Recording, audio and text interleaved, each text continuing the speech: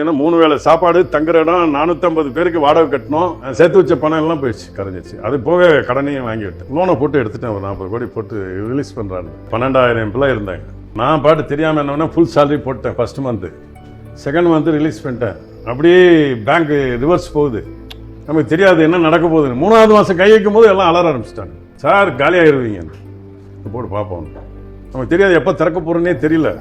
லோனை போட்டு எடுத்துட்டேன். ஒரு 40 கோடி போட்டு ரிலீஸ் பண்ணுறாரு. யாரையுமே நிறுத்தலை சார். ஒரு எம்ப்ளாய் நான் இங்கேருந்து வேலை போன எம்ப்ளாய் இருந்தேன்னா 3 வேளை சாப்பாடு தங்குற இடம் 450 பேருக்கு வாடகை கட்டணும். நான் சேர்த்து வச்ச பணம் எல்லாம் போயிடுச்சு, கரைஞ்சிச்சு. அது போக கடனையும் வாங்கி விட்டேன். கவலையே இல்லை.